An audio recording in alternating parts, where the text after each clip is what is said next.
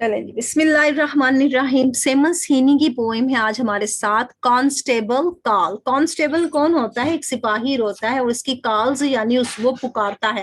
Constable calls में हमें seems हीनी ने अपने बचपन का वो वाकया बताना है जहां पर एक सिपाही इसके वालिद के पास आ गया और उसने उसे पुकार कर उसका सारा हिसाब किताब मांगा। तो सेमस हीनी ने क्या महसूस किया उस सिपाही को देखकर, उसके हाथ में जो किताब थी उसको देख के क्या महसूस किया, जिस सवारी पर वो सवार होकर आया था उसको देखने के बाद सेमस हीनी क्या महसूस करते हैं, ये सारा उन्हें हमें बताते हैं और अपनी बचपन की सारी यादें दिखाते हैं।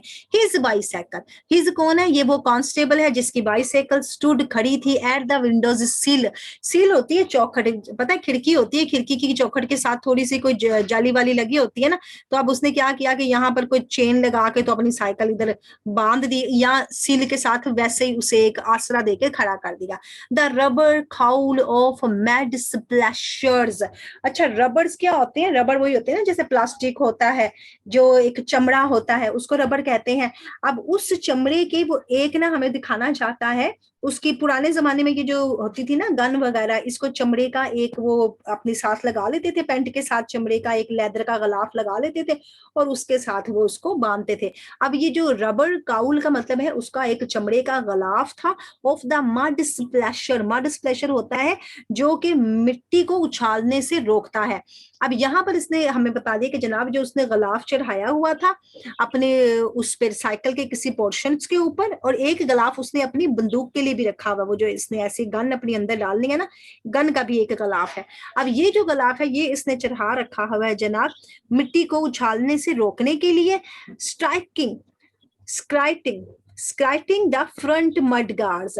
वो क्या कर रही है? वो स्क्राइटिंग कर रही है, लपेट रही है। चूंकि जब साइकिल चल रही थी ना तो साइकिल के साथ इसने कुछ यहाँ पर अपना एक गलाफ चढ़ा रखा है उसको कवर करने के लिए ताकि वो मट्टी को रोके। और जो मड गार्ड सामने से आ रही है यानी रास्ते में से जो मट्टी का गाड़ा वगैरह इस पर आएगी, वो जो पानी से गीली हो जाती मट्टी, या लोग पहले नालियां तो नहीं थी ना, पानी खुले में छोड़ देते थे, तो कुछ खेतों में भी ऐसी मट्टी जमी होती थी जैसे गार्ड सी होती है, वो मड सी होती है, गाढ़ा सी जिसे हम कहते हैं। उससे बचने के लिए इसने एक क्या लगाया हुआ था? काउल लगाया हुआ था, एक गलाफ लगाया हुआ था जो स्प्लैशर्स से बचे, मट्टी की छींटों से बचे।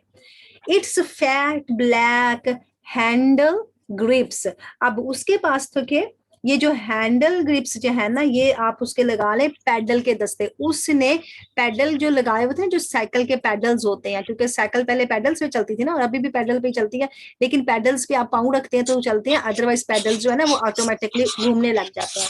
अब यहाँ पर ये जो इसके पैडल्स हैं इन पर इसने क्या कर रखा है? इसने काले रंग का बड़ा जिसे कहते हैं ना मोटा सा चमड़ा चढ़ाया हुआ है, वो चमड़ा इसने कवर करने के लिए चढ़ा रखा है।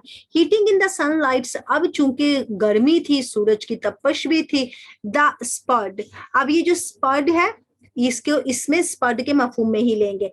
Of the dynamo gleaming. Dynamo gleaming लगा लें कि वो ऐसे डायमंड्स की तरह चमक रहा था। And cooked back. और कुक्ड बैक यानी थोड़ा सा पीछे को मुड़ा हुआ था उसका स्पर्ड जो था।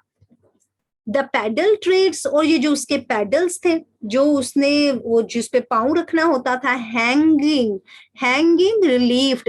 अब ये पैडल्स की उसने ऊपर बात की है ना, ये हमें उसने पैडल्स दिखाया। अच्छा, जब ये शख्स चलता था ना, ये जब अपने पैडल्स पे पाँव रखता था ना तो इतना सख्त पाँव रखता था पैडल्स के ऊपर, और फिर इसके बूट भी सख्त होते थे कि पैडल्स जो थे ना वो कुक्ड बैक हो चुके थे। वो स्पड जो थे ना इसके पैडल्स के, वो मुड़ चुके थे, वो बिल्कुल स्ट्रेट नहीं रहे थे। इसके दबाव, क्योंकि दबाव डाल के साइकिल को चलाना पड़ता है, दबाव की वजह से वो मुड़ चुके थे। और ये जो पैडल ट्रेड्स थे ना इसके इसके जो पीछे को वो मुड़े हुए पैडल्स थे, हैंगिंग रिलीफ। जब ये पाँव उठाता था तो उनकी जान छूट जाती थी, उन्हें सुकून मिल जाता था, वो क्या करते थे? उस सुकून महसूस कर लेते थे। Of the boots. और किसकी वजह से?